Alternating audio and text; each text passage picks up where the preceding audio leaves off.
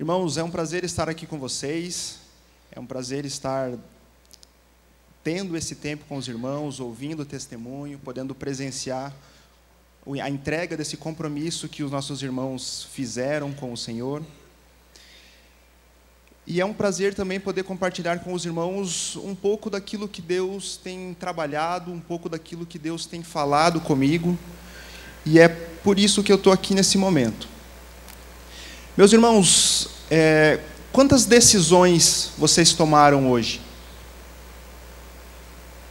Quantas escolhas vocês tiveram que fazer no dia de hoje?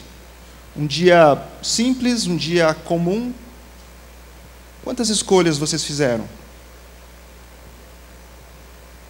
Irmãos, nas nossas vidas, no nosso dia a dia, nós temos inúmeras escolhas para fazermos. Desde o dia mais simples, desde o horário que a gente acorda, até o horário que a gente vai dormir, nós temos que tomar inúmeras decisões, inúmeras escolhas, e cada uma dessas escolhas, elas nos conduzem a um caminho. Se você, talvez, assim como eu, utiliza o seu celular para acordar cedo, utiliza o teu celular como despertador, logo cedo, quando ele toca, você faz a tua primeira escolha. Você pode levantar, ou você pode colocar o celular na soneca, mais 10 minutos, mais 15 minutos, mas ali você já fez a sua primeira escolha, você já tomou a sua primeira decisão do dia. E como eu falei, cada uma dessas escolhas que nós tomamos, cada uma das decisões que nós temos que fazer, elas nos conduzem a um caminho que pode ser bom, um caminho que pode ser ruim, um caminho que pode ser alegre, um caminho que pode ser triste, um caminho que pode ser um caminho de vida, mas que talvez possa ser até mesmo um caminho de morte. Por exemplo, se você, quando toca o seu celular, você opta por levantar. Possivelmente você tem um tempo mais tranquilo para tomar o seu café, para tomar um banho, trocar de roupa, para fazer o seu devocional. Mas se você opta pelo soneca, daqui a pouquinho, 10, 15 minutos, daí você vai ter que acordar. Talvez tenha que tomar um café um pouco mais rápido, um pouco mais correndinho. Talvez você tenha que correr para não perder o ônibus. Talvez você tenha que acelerar um pouco mais no trânsito para não se atrasar. Se você escolheu pela soneca, você é conduzido por esse caminho. Se você escolheu levantar, você tem mais tempo. Então, durante todo o nosso dia, irmãos, nós temos muitas escolhas para fazer. Essa semana eu estava vendo um artigo num site de administradores. E lá constava um texto de uma psicóloga e economista canadense. Ela dizia que uma pessoa normal, como eu, como cada um de nós, toma em média 70 decisões por dia. 70 escolhas por dia que nós temos que fazer. E eu achei isso muito interessante, porque se é algo tão presente em nossas vidas, diariamente fazemos inúmeras escolhas. Se é algo tão presente, tão importante, quantas vezes você já pensou nisso? Nas escolhas que você faz, na consequência de cada uma das escolhas. Quantas vezes a gente pensou o caminho que as nossas escolhas nos conduzem? Afinal, segundo o artigo, cada um de nós, pelo menos 70 escolhas temos que tomar durante um dia comum. Irmãos, eu recentemente, esse ano, tive que tomar uma decisão, fazer uma escolha pela dieta e o exercício físico. Para falar a verdade, não era o que eu queria. O exercício, tudo bem, eu gosto, não tem problema. Mas a dieta, confesso que não me agradava. Mas a médica pegou meu exame e falou: Leandro, esse exame é seu ou é do seu avô?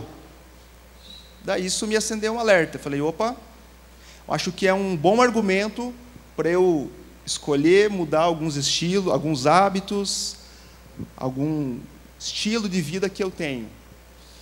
E a escolha por fazer uma dieta, por fazer exercícios físicos, me levou por um caminho de uma saúde melhor, de me sentir melhor.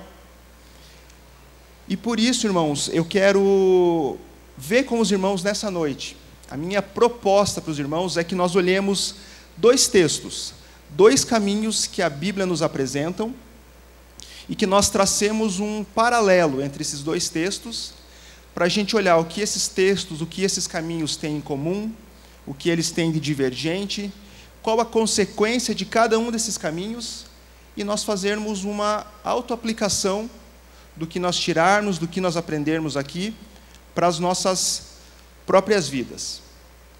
Mas antes disso, eu quero te convidar a fechar seus olhos, nós vamos ler a palavra do Senhor. Então eu quero te convidar a fechar os olhos para que nós possamos ter mais um momento de oração. Senhor nosso Deus, nós estamos aqui na sua casa, Senhor, porque o Senhor nos chamou, porque o Senhor tinha um encontro com cada um de nós nessa noite. E muito obrigado porque temos já sentido a tua presença, temos sentido o Senhor falar conosco através dos cânticos, dos testemunhos, Pai, através da consagração desse compromisso que os irmãos fizeram. Muito obrigado por isso, Senhor. Mas nós queremos ainda um pouco mais, Senhor. Nós queremos ainda mais de Ti, nós queremos ainda mais conhecer o Senhor, ainda mais da Tua palavra, Senhor. E o que eu te peço nesse momento é que o Senhor, através da Tua palavra, fale conosco, Pai. Que os nossos corações possam estar voltados ao Senhor e aquilo que o Senhor tem para cada um de nós. Que nesse momento, Pai, nós consigamos olhar para dentro de cada um de nós e entendermos quais são os caminhos que temos percorrido e quais são os caminhos que o Senhor quer que percorramos, Senhor. Fala conosco, Pai. Continua falando conosco, Pai. Essa é a nossa oração. No precioso nome de Jesus. Amém. Irmãos, se você trouxe a sua Bíblia, abre, por favor, Gênesis capítulo 22.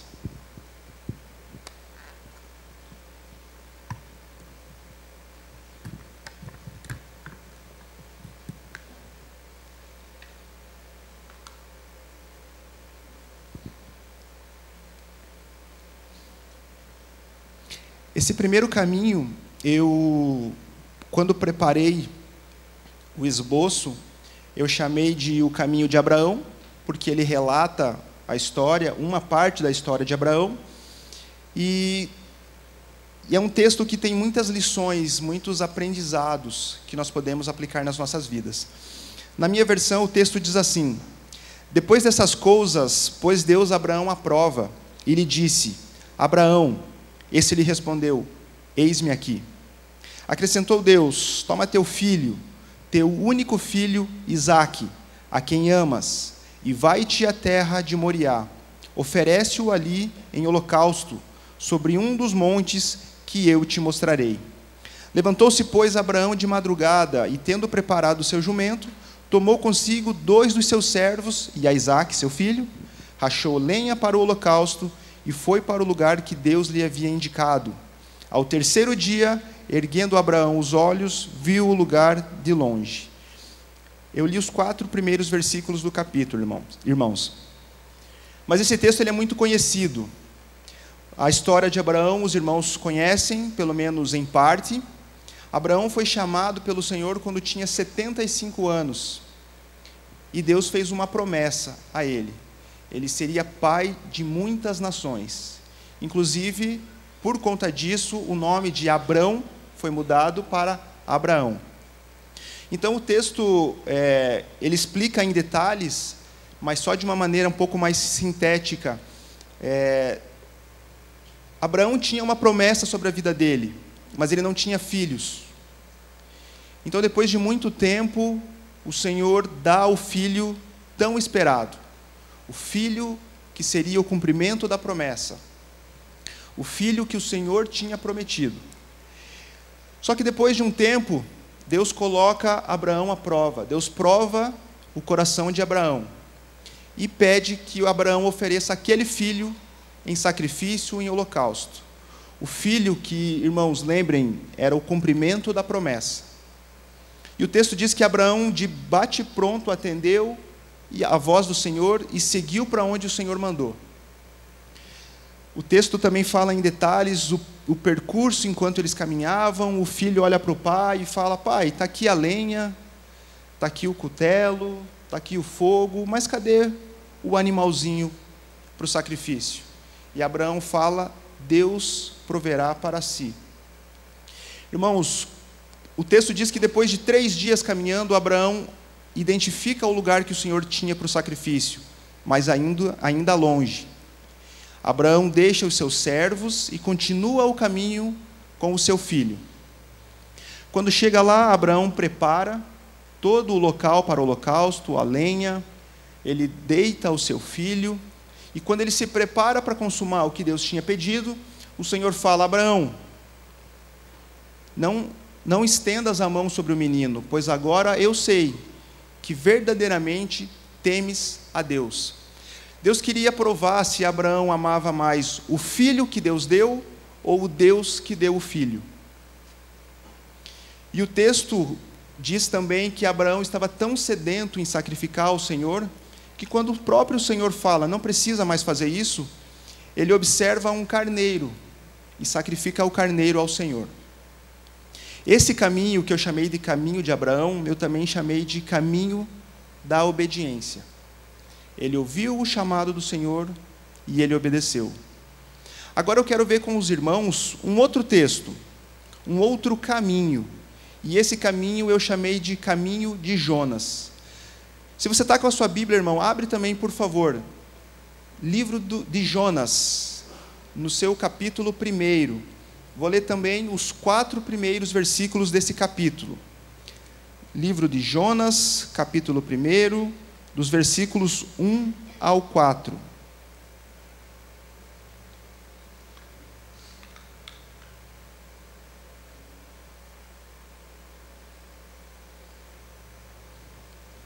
Um texto também conhecido, pelo menos parte da história de Jonas, todos nós conhecemos, ouvimos há muito tempo. Também existem músicas feitas a partir desse texto. E na minha versão diz assim, irmãos: veio a palavra do Senhor a Jonas, filho de Amitai, dizendo: dispõe-te, vai à grande cidade de Nínive, e clama contra ela, porque a sua malícia subiu até mim. Jonas se dispôs, mas para fugir da presença do Senhor, para Tarsis.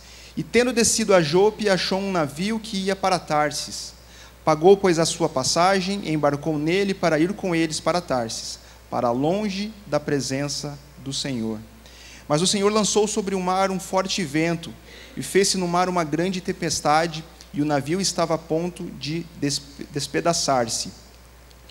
Então, irmãos, também, como eu disse, uma história muito conhecida. O Senhor levanta o profeta e manda que ele vá para Nínive. E o texto diz que ele se dispõe, mas para fugir para outro lugar. Totalmente oposto daquilo que o Senhor tinha dito.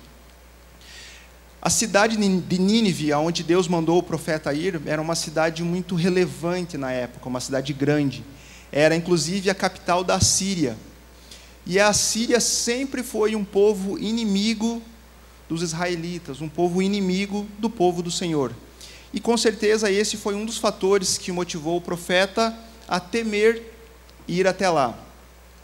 O texto diz que o profeta entra no navio, compra sua passagem, entra no navio, e ele vai lá para o porão e lá ele dorme.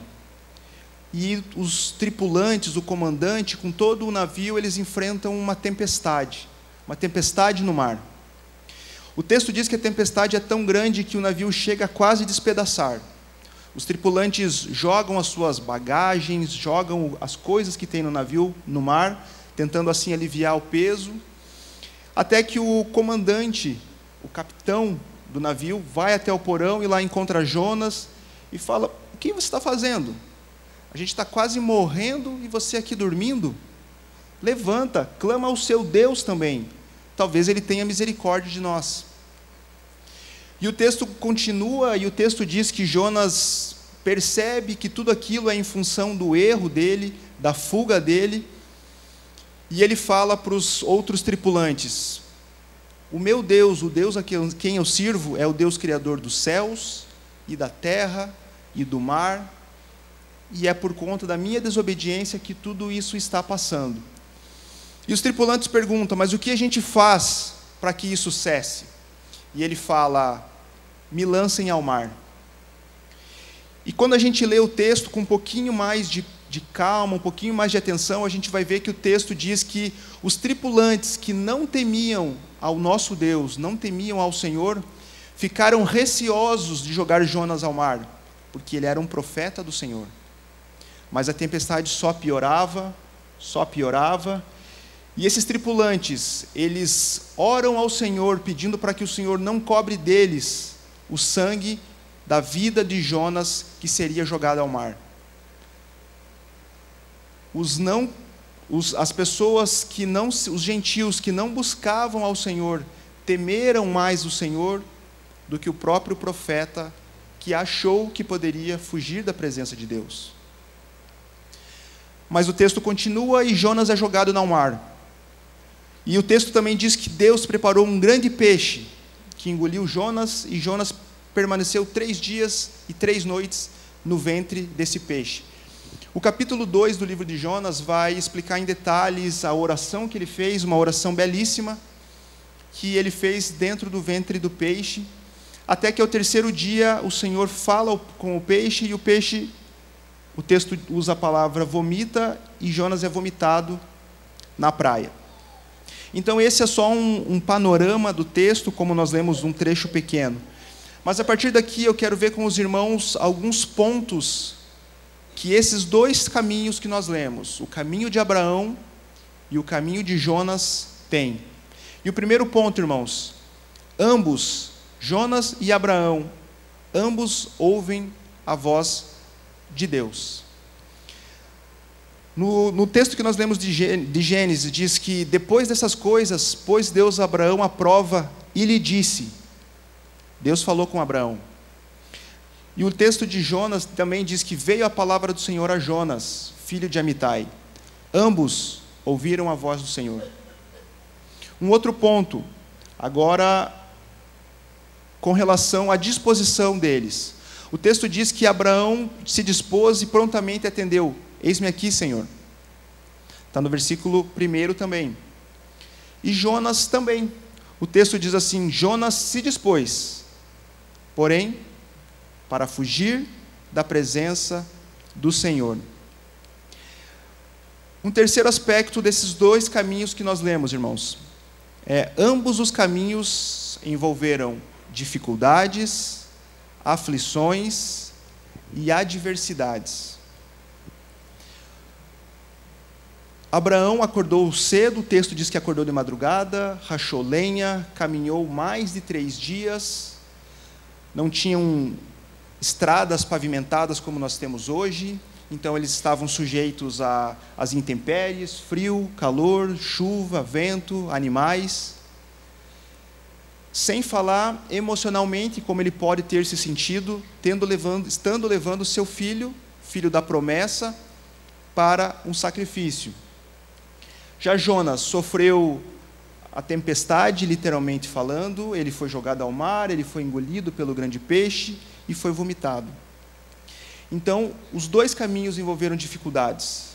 E daí talvez você possa pensar ou me perguntar, mas então qual é a diferença? Já que os 2 caminhos têm dificuldade, já que os 2 caminhos, o da obediência e o da desobediência, têm as suas tempestades. E a minha resposta, se você me perguntar isso, irmãos, é que a diferença está no passar por uma dificuldade debaixo da obediência do Senhor ou em desobediência ao Senhor. Eu vou te responder que passar por tudo isso debaixo da bênção do Senhor é muito melhor do que de passar por tudo isso diante da oposição do Senhor.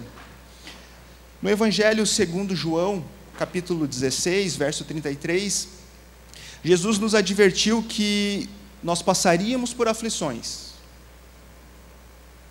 Jesus disse, nesse mundo tereis aflições. Então talvez a nossa questão, a nossa pergunta não deveria ser Será que nós passaremos por aflições? Não. Jesus já disse que passaríamos. Talvez a nossa questão deva ser: quando passaremos por aflições? Ou por quais aflições passaremos? Meus irmãos, eu trabalho numa comunidade terapêutica. Eu trabalho com recuperação de dependentes químicos. Eu trabalho nesse lugar já há 5 anos e todas as manhãs, eu faço um devocional, um estudo com os alunos que estão no seu final de tratamento, se preparando para voltar para suas rotinas, para suas vidas normais. E algo que eu sempre trabalho com eles é que eles fizeram escolhas que conduziram por caminhos que fizeram eles pararem na comunidade terapêutica. E que nesse caminho eles quebraram a confiança de toda a sua família. Pai, mãe, esposa, filhos, eles quebraram. E eu trabalho muito com eles que eles precisam reconquistar a confiança. E reconquistar a confiança é algo muito demorado, muito difícil. Para quebrar é fácil, mas para reconquistar é difícil. Então eu falo para eles, e eu uso literalmente esse exemplo: você vai reconquistar a confiança ou você vai começar terminando o seu tratamento? Primeiro ponto. E o segundo é, quando você falar para a sua família, quando você falar em casa que você vai na padaria na esquina, comprar pão e que volta em 10 minutos, então, em 10 minutos, esteja em casa e esteja com o pão. Simples assim. Poxa, mas e se o pão atrasou? Daí você liga para casa e fala: o pão atrasou, vou demorar mais 5 minutos. E dentro de mais 5 minutos, vocês estejam em casa e estejam com o pão. Então, são pequenos detalhes que você vai trabalhando e reconquistando essa confiança. E eu falo para eles, mas ainda assim não vai ser suficiente. Talvez você vai chegar, a tua família vai te olhar desconfiado, vai querer olhar fundo nos teus olhos, vai querer chegar perto, sentir o cheiro das suas roupas. E o que você vai fazer quando isso acontecer? Você vai ficar nervoso? Você vai ficar irritado? Vocês já sabem de antemão que eles desconfiam de vocês. A ideia desse texto que Jesus fala, que nós teríamos aflições, é mais ou menos essa, serve como um alerta.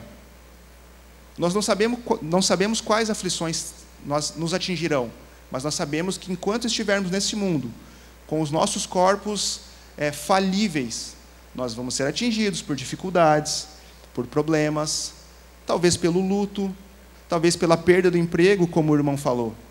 Nós não sabemos o que vai nos atingir, mas nós sabemos que nessa vida nós seremos atingidos por aflições.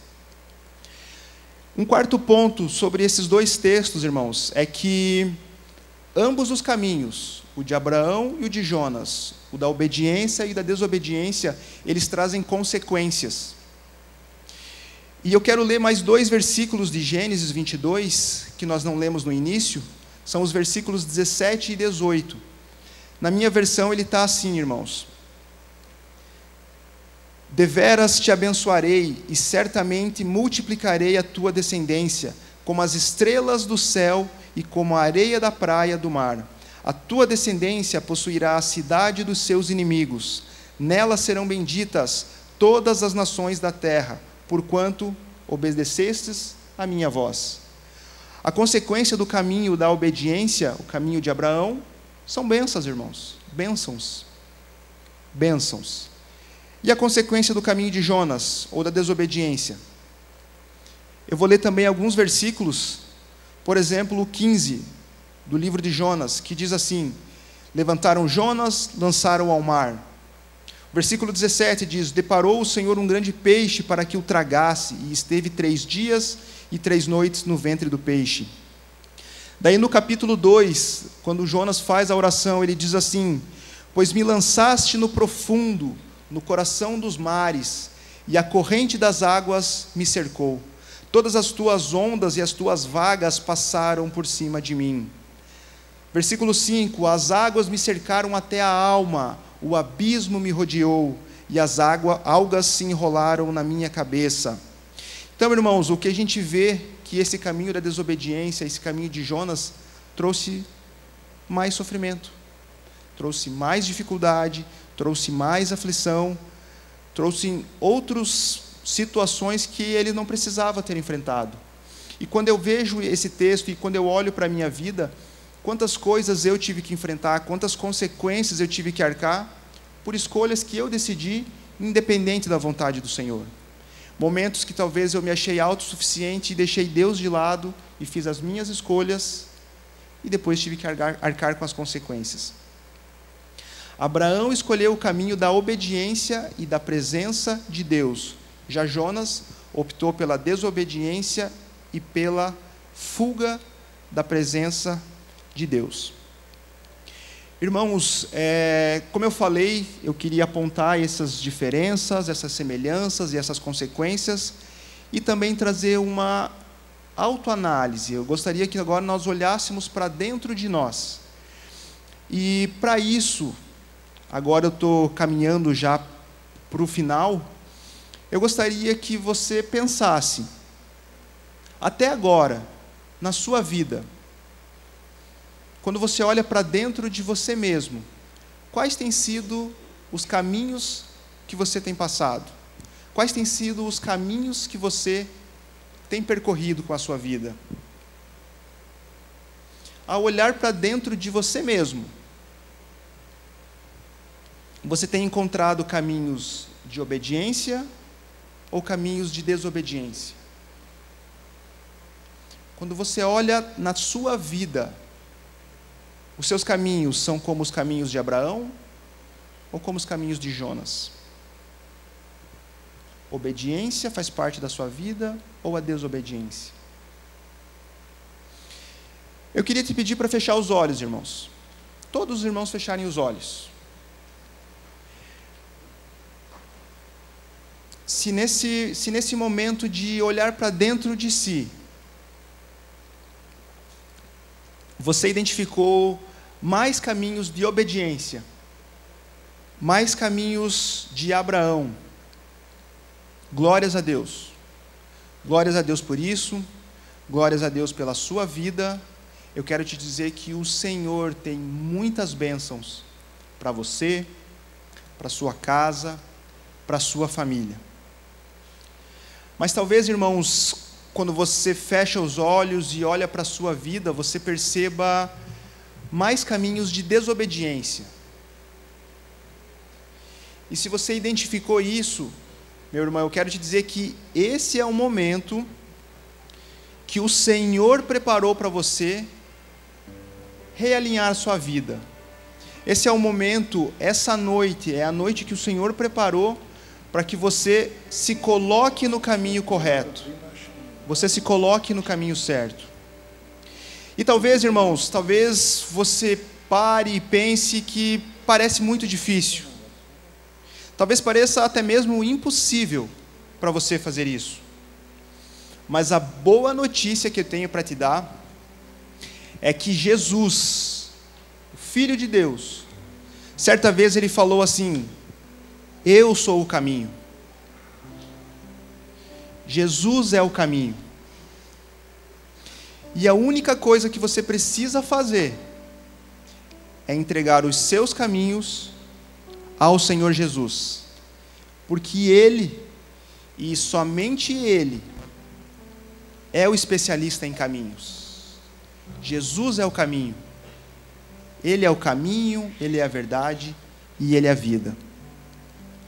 Essa decisão, irmãos, por entregar os nossos caminhos, essa decisão que você toma de entregar o seu caminho ao Senhor, é uma decisão que vai te conduzir para um caminho também.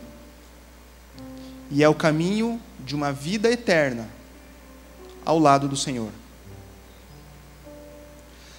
Daqui a pouquinho nós teremos aquele momento de intercessão do culto, momento em que os intercessores vão vir até aqui à frente.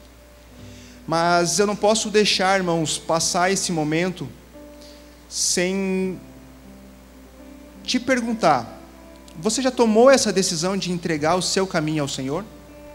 De alinhar a sua vida com o Senhor? Talvez você precise fazer isso essa noite. E se durante esse culto o Senhor trabalhou no seu coração e você tomou essa decisão de entregar o seu caminho ao Senhor, levante a sua mão, faça um sinal, para que nós possamos orar com você. Essa é a decisão mais importante que qualquer um de nós pode tomar nas nossas vidas. Talvez a escolha de uma profissão seja importante, sim, ela é importante, mas ela dura o período que você estiver aqui nessa terra.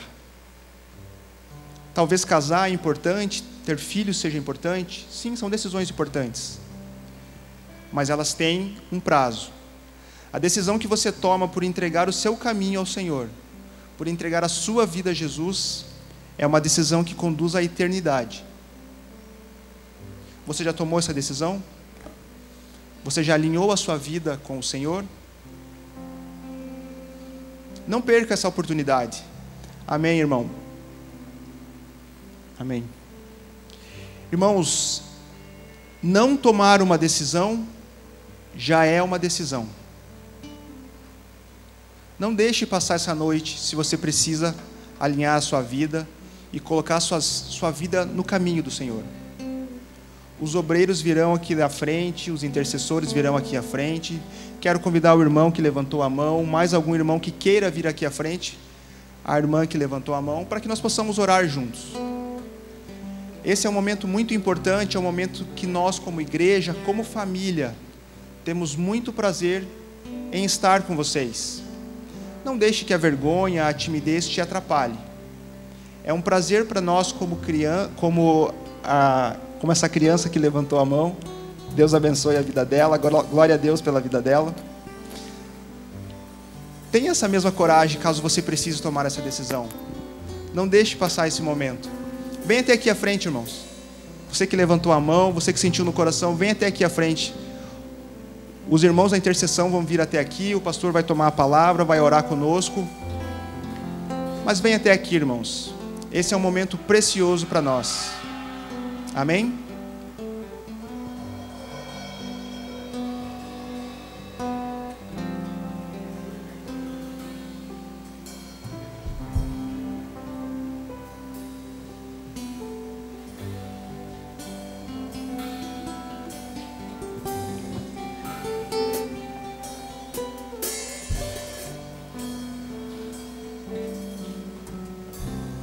Queridos, como é que você chegou aqui nessa noite? Fica de pé aí onde você está. Eu quero, nesse momento, de repente tem algo no teu coração que você precisa colocar diante do Pai. O que está acontecendo aí? O que você chegou aqui angustiado? E esse é o momento, vir à frente. Nós temos esses irmãos e irmãs que tomaram uma decisão, entregando a vida ao Senhor, mas de repente você está aí e você precisa colocar algo. Teu coração está apertado, está angustiado. Traga diante do Pai. Esse é o momento que nós vamos estar intercedendo, nós vamos estar colocando diante do Senhor os teus pedidos, aquilo que está angustiando o teu coração, certo? Não deixa, não saia daqui com essa angústia, coloque diante de Deus. De repente você está carregando um peso, você está com uma dificuldade financeira, o teu filho está desviado, de repente o Leandro falando aqui daquelas pessoas que estão ali internas, de repente você tem um filho que está lá, você tem um irmão que está numa casa de recuperação e veio uma dor no teu coração, coloque diante do Pai. O que você precisa colocar hoje diante de Deus, para que Deus possa falar assim: venha meu filho, eu quero te abraçar, venha porque eu quero cuidar de você. Sabe, nós precisamos nos colocar diante do Pai, nós precisamos nos entregar diante do Pai. Deus quer te carregar no colo, certo? Nós vamos estar cantando esse cântico. Saia do seu lugar, se coloque aqui diante do Senhor. Nós vamos terminar esse tempo intercedendo pelos pedidos. É um relacionamento que precisa ser restaurado, é um filho que precisa voltar para o Senhor. Eu não sei qual a tua dor, é uma enfermidade, de repente você vai colocar, você está em depressão. Nós vimos um testemunho aqui do Saul. O Saul, a esposa dele, eu tenho acompanhado, que luta, é uma enfermidade, uma depressão, mas Deus é aquele que pode tirar com a mão, no estalar de dedos. Deus transforma, e Deus quer transformar a sua vida, Deus quer transformar a sua história. Enquanto nós cantamos esse cântico, o que você precisa colocar diante do Senhor? O impossível só é impossível até que Deus o faça. Coloca aquilo que a tua mente está dizendo que é impossível diante do Pai, e você vai ver Deus agindo e Deus mudando a sua história. Nós vamos cantar esse cântico. Enquanto nós cantamos, Deus está tocando o teu coração, coloque diante do Pai. Nós vamos terminar esse tempo intercedendo.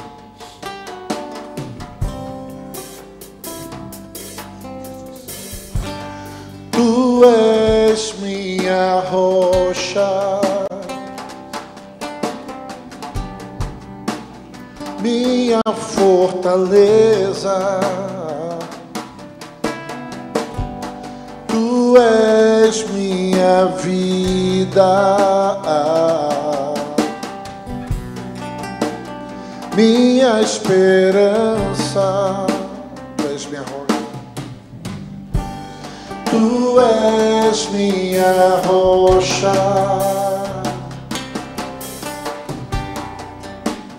minha fortaleza. Tu és minha vida, minha esperança. Meu Salvador, meu Rei e Senhor, o conquistador, meu Deus e amor.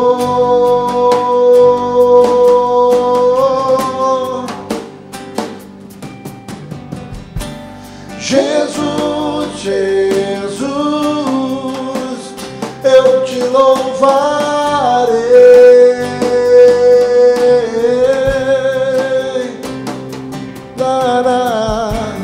Jesus, Jesus,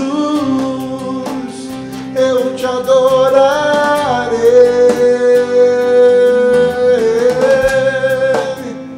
Eu te adorarei. Louvado seja o Senhor. Fecha seus olhos, queridos.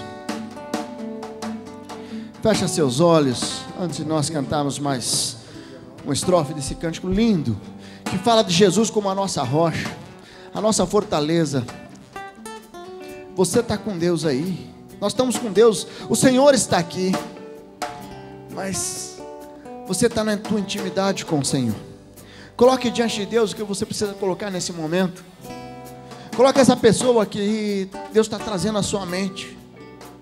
Coloque essa dor que está no teu coração. Coloque essa dor. Deus é o nosso Deus, que pode, sim, fazer nova todas as coisas. Deus pode fazer nova todas as coisas.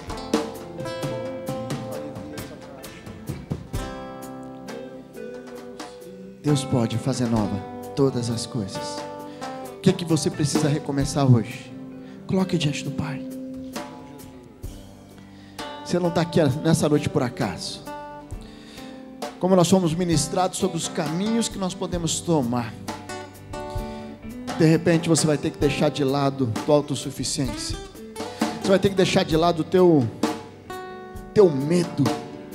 E você vai ter que se entregar diante do Pai. Tomar uma decisão de entregar os teus anseios, as tuas dores diante do Pai.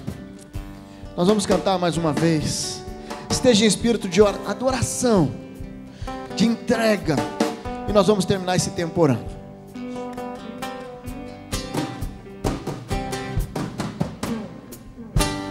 Tu és minha rocha, minha fortaleza. Tu és minha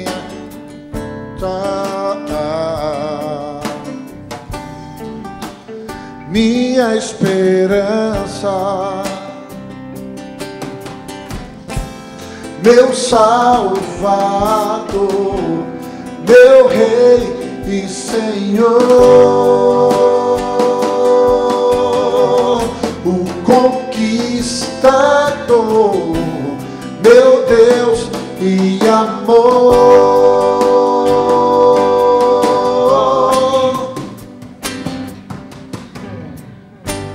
Jesus, Jesus,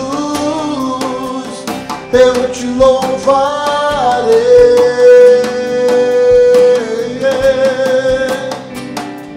Declara que Ele é Jesus, Jesus, eu te adorarei.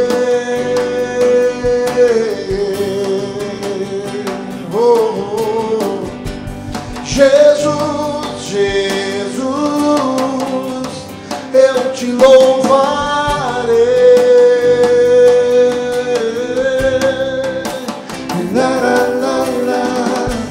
Jesus, Jesus,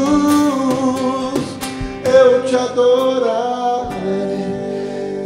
Louvado seja o nome do Senhor. Obrigado, Pai, porque nós podemos adorar o Senhor, nós podemos louvar ao Senhor, nós podemos entregar diante do Senhor as nossas vidas, o nosso coração, nós podemos entregar os nossos anseios.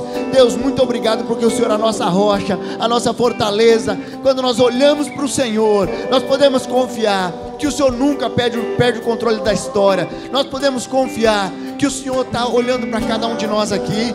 Nós temos aqui irmãos e irmãs, que alegria vemos irmãos e irmãs entregando a vida ao Senhor Jesus. Confirma no coração deles essa decisão, que eles possam sair daqui com uma convicção, com uma decisão de experimentar algo novo, de experimentar uma nova história, de experimentar realmente um novo ciclo nas suas vidas.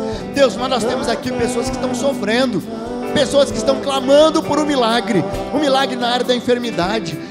Traz a cura, Senhor. O Senhor é o médico dos médicos, que conhece cada um de nós, cada célula do nosso corpo. Deus, essas pessoas que estão sendo colocadas diante do Senhor, clamando pela cura, nós clamamos, ó Deus, vem, traz a cura para que o Senhor seja honrado e glorificado ainda mais, porque nós amamos o Senhor. Independente do milagre, nós queremos louvá-lo, nós queremos engrandecer, nós queremos honrá-lo. Deus, tem irmãos aqui que estão lutando, buscando por uma colocação no emprego. Deus, abre as portas, que não seja somente uma empresa para prestar um serviço, mas que possa ser um lugar para ser bênção, para ser luz, para ser sal, para poder transformar a realidade dessa empresa. Deus, obrigado, Deus, porque tem pessoas aqui também que estão buscando por restauração nos relacionamentos. Deus, tira todo orgulho, tira tudo aquilo que atrapalha, tira todas as mentiras de Satanás, mas que possamos ver pessoas dando o primeiro passo, se humilhando debaixo da sua poderosa mão de Deus, crendo que o Senhor vai honrar, porque essa é a promessa da sua palavra. O Senhor fala na sua palavra em 1 Pedro 5:6 que Deus o Senhor se opõe aos orgulhosos, mas concede graça aos humildes. Tira todo o orgulho, e que aqui nós possamos ter irmãos e irmãs dispostos a dar o primeiro passo na restauração. Deus, liberta das drogas, liberta do álcool. Tem pessoas aqui clamando pela libertação plena. Sabemos, Deus, que o Senhor tem poder, e nós clamamos por libertação. Satanás não tem mais vez, ele já está derrotado. O Senhor já venceu a morte. O Satanás já está no lago de fogo. Ele não tem mais poder sobre as nossas vidas. Deus, que o Espírito Santo do Senhor brote cada dia mais, queime cada dia mais o nosso coração, e que nós possamos caminhar confiando, crendo e experimentando a boa, perfeita e agradável vontade do Senhor nas nossas vidas. Nós louvamos ao Senhor, ó Deus, por cada vida que está aqui nessa noite. Traz um renovo nos nossos corações, em nome de Jesus. Amém. Amém.